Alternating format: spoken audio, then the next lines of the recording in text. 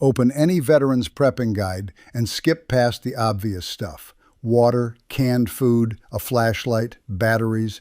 You know those already. That's not what this is. This is the 13 items that are gone from store shelves inside the first 6 hours of a serious grid down. Not because the whole town panics for them, because the few people who understand what a collapse actually looks like grab everyone off the shelf immediately, while everyone else is still fighting over bottled water in the grocery aisle. By the time the average person figures out these even exist, there is nothing left. And number 9 is the one nobody sees coming. Do not skip it. I'm Dale Hutchins, and I have watched how fast a shelf empties when the power stays off and the trucks stop rolling. So we start with the one thing nobody guards until it is already gone. Number 1, calcium hypochlorite. Most people call it pool shock, and it sits in a white bag on the bottom shelf of the pool chemical aisle at the back of the hardware store. While a crowd fights over the last case of bottled water in the grocery aisle, that pool section stays full, because almost nobody connects a swimming pool chemical to drinking water. Here is the math that changes your whole plan. A single 1-pound bag of 68% calcium hypochlorite, mixed correctly, makes enough chlorine solution to disinfect thousands of gallons of clear water. You do it in 2 steps. You dissolve a small measured amount into water to make a strong stock solution, then add a tiny amount of that stock to the water you want to drink. Granules stored in a sealed container last for years. Liquid bleach loses its strength in months, but the spec is everything here. You want plain calcium hypochlorite and nothing else. The bags labeled multi-action or loaded with added clarifiers and algicides will poison the water you are trying to save. Keep the printed dilution ratio taped to the bag, and you have solved water for a family while the bottled aisle is already stripped bare. Clean water keeps you alive for weeks. What people forget is what makes them sick in the first 3 days. Number 2, unscented alcohol-free wet wipes, the big sealed refill packs. They disappear from the baby aisle while the camping section gets picked clean because nobody files a baby product under survival. But the fastest killer in a grid down is not thirst, and it is not cold. It is bacteria moving from dirty hands to your mouth when there is no running water to wash with. In nearly every major disaster, the wave of sickness that follows comes from the same place: unwashed hands and no clean water to fix them. One sealed pack lets you clean your hands before you eat, wipe a surface, and clean the skin around a wound without pouring out a drop of your drinking water. That last part is the insider reason to stock them. Every wipe is water you did not have to spend. The spec that matters is unscented and alcohol-free, because the scented, alcohol-heavy wipes dry out and sting broken skin at the exact moment you need to clean a cut. 2 or 3 sealed packs cost a few dollars, take up almost no room, and are gone while the average shopper walks right past them. Staying clean buys you time. Staying dry and sheltered is what gets you through the first cold night. Number 3, contractor-grade trash bags, the heavy black 3mm kind, not the flimsy kitchen bags that tear when you look at them. Mil just means the thickness, measured in thousandths of an inch, and that number is the whole difference. A 3mm contractor bag becomes a rain poncho in under a minute, a ground barrier that keeps cold and wet from soaking into you, a shelter wall, a way to haul debris, and a container to catch rainwater off a roof line. Standard kitchen bags split under any real load, so they fail at the moment you need them most. A box of these costs a few dollars and does the work of gear that runs 10 times the price. Waste control alone earns them a spot. With no working toilets, deciding where human waste goes is how you keep the sickness from number 2 on this list out of your shelter. Get the 3mm contractor grade and thicker if you can find it, because the entire point is that it holds when everything cheaper rips. That handles the mess. This next one keeps the mess from getting into you. Number 4, a box of nitrile exam gloves, the blue or black kind from the first aid and cleaning aisle. Everyone stocks bandages. Almost nobody stocks the barrier that lets you use them safely. In a grid down, there is no urgent care, no clinic, and no clean sink. When you treat a wound, yours or someone else's, bare hands push bacteria straight into open tissue, and an infected wound with no antibiotics on hand is one of the quiet ways people die weeks later. A box of 100 nitrile gloves costs a few dollars and turns a filthy situation into a controlled one. You use them to dress a cut, handle spoiled food, and deal with waste. Nitrile over latex is the spec because latex breaks down faster and sets off allergies in a lot of people at the worst possible time. They weigh nothing, fit in a coat pocket, and vanish in the first hours while the crowd loads up on things that treat an injury and ignores the thing that stops it from getting worse. Protecting your hands matters. Protecting your feet is what decides whether you can move at all. Number 5, wool socks, ideally merino, and here the material is not a preference, it is the entire function. Cotton socks soak up sweat and water and hold it against your skin, and wet skin against a moving foot breaks down fast. A few miles of walking in wet cotton starts blisters. Keep going, and those blisters tear open. Stay in cold, wet cotton long enough, and you get trench foot, a breakdown of the skin that can begin in as little as 12 to 24 hours and end in losing toes. Wool does the opposite. It pulls moisture off your skin, fights odor and bacteria, and holds warmth even when soaked through. Every scenario where you leave on foot, an evacuation, a long walk to family, a climb to higher ground, runs straight through the condition of your feet. The sporting goods sock wall empties fast because the people who have actually walked a long way in bad boots know what a blister at mile 4 does to a plan. Own 3 pairs of wool socks before you ever need them, kept dry in a sealed bag. Once you can move and stay warm, the next question shapes every choice you make. What is actually happening out there? Number 6. A hand crank radio that pulls in AM, FM, and the NOAA weather band. Not a phone, not an app, and not a battery-only model. Cell towers run on backup power measured in hours, and the internet fails faster than most people expect once the grid goes down. A hand crank radio needs no batteries, no charger, and no network at all. Here is the part almost nobody knows. AM radio waves travel much farther after dark, bouncing off the upper atmosphere. So at night, a single AM station can reach you from hundreds of miles away when everything local has gone silent. The NOAA weather stations broadcast around 162 megahertz on independent backup power, pushing out storm warnings and emergency instructions around the clock. In the first hours, verified information decides whether you move at the right moment or straight into the danger you were trying to escape. A hand crank NOAA radio keeps working while every glowing rectangle in the house turns into a paperweight, and it is off the shelf before most people think to look for it. Good information keeps you out of trouble. This next one gets you out of the trouble you could not avoid. Number 7, medical-grade skin adhesive, sold as liquid bandage or liquid skin. And here I have to correct a piece of bad advice that gets repeated on nearly every prepping list. People tell you to close a cut with the hardware store super glue in the junk drawer. The chemistry is related, but the cheap version can burn the tissue and was never made to touch a wound. What you actually want is the skin-formulated adhesive from the first aid aisle or a veterinary tissue glue, both designed to seal skin without the heat and the irritation.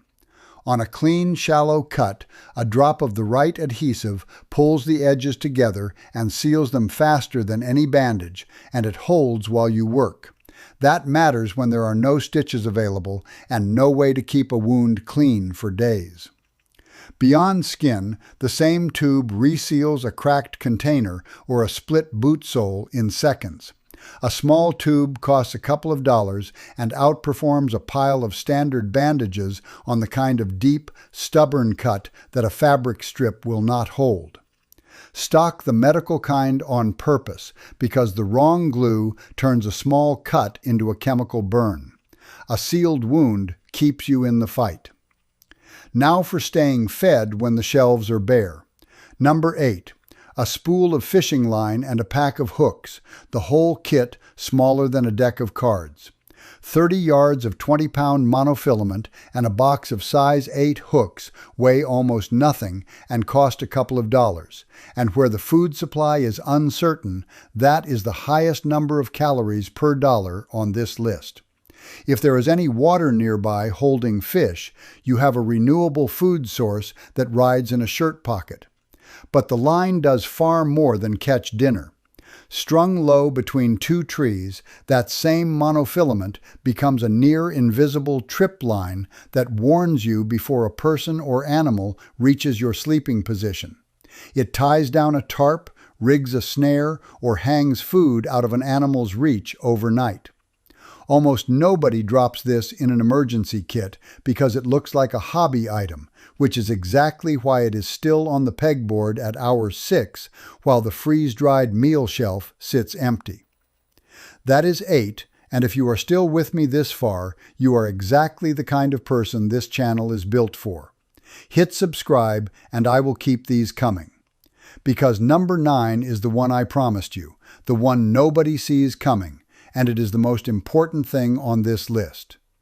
Number 9, a printed, laminated information binder. And this is the one almost nobody carries because it costs nothing and does not look like gear. Think about where every phone number and address you rely on actually lives right now. It is locked inside a device that needs power and a network, and in a real grid down, both are gone. Under stress, the average person can recall maybe 2 or 3 numbers from memory, and that is a total failure the moment a family gets separated.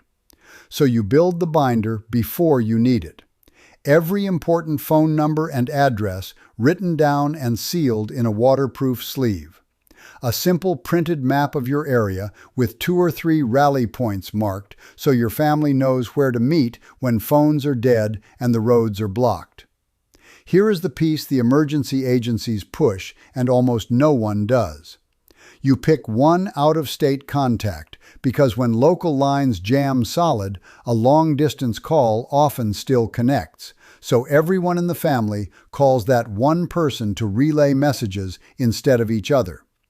You add a printed list of every medication your household takes so a pharmacist or a medic can help you fast. You add a recent photo of each child in case you ever have to hand a stranger a description. Writing all of this down takes 20 minutes and a $1 sleeve, and it is the single highest value thing on this entire list. Nobody builds one. That is exactly why the family that does is the one that finds each other again. That is the one that saves your family. The rest of the list keeps you standing while you use it. Number 10, leather palm work gloves, cut-resistant, full finger, and this is a different job from the exam gloves earlier. In a grid down, almost every task turns physical fast. Moving debris, breaking down pallets for firewood, handling broken glass and torn metal, working tools under load. Bare hands wreck themselves in the first half hour of that work, and a deep cut or crushed hand with no clinic to fix it ends your ability to do everything else. Leather palm is the spec because thin synthetic gloves compress under a hard grip and give you no real protection against a sharp edge. These vanish from the hardware store in the first couple of hours, and nobody notices until they reach for something jagged with nothing between it and their skin. A solid pair costs about the same as lunch and protects the 2 tools you can never replace, your hands. Buy them a size up so they fit over a thin liner, and they still work when it is cold. With your hands protected, you can build and cook. This next roll does both. Number 11, Heavy-duty aluminum foil, the thick commercial roll, not the thin stuff that shreds the second you fold it. One roll is a stack of tools. You cook straight on a fire by folding food into a sealed foil pouch and setting it in the coals. You shape it into a cup, a plate, or a funnel to catch and channel water. Bright side out, a sheet reflects heat back at you inside a small shelter, or flashes sunlight as a signal a search team can spot from far off. Wrapped in several tight layers, foil shields small electronics from the surge that comes with certain grid events, a poor man's version of a shielded box. The thin household roll tears under any real use and quits the moment you rely on it. The commercial-grade roll stands up to fire, folding, and weight. It costs a few dollars, stores flat forever, and covers more jobs than most of the gadgets people spend real money on, which is why it is gone while those gadgets sit untouched. That covers cooking and signaling.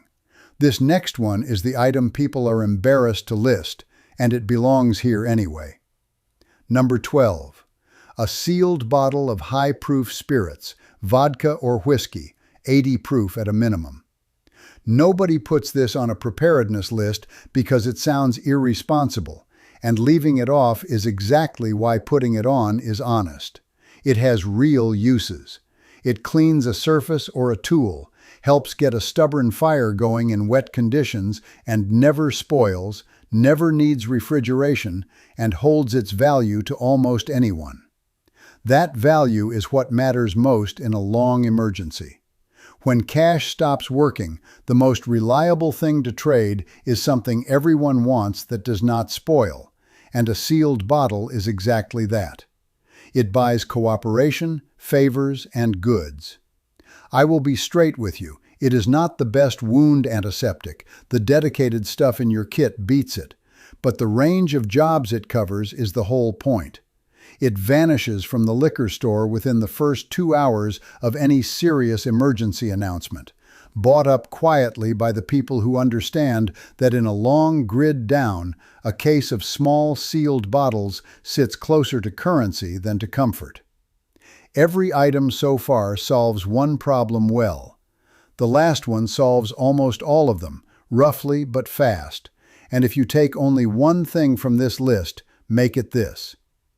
Number 13. Duct tape. The real cloth-backed kind, not the cheap plastic film that peels off in the heat. If you owned nothing else on this list, this is the one to have. It patches a hole in a shelter, waterproofs a cracked container, and splints a broken finger or a rolled ankle against a stick. Wrapped over a hot spot on your foot before you start walking, a strip of it stops a blister from ever forming, and that small move can decide whether you finish the walk at all. It closes a wound in a pinch, tapes a dressing down, and holds together gear that has no business still working.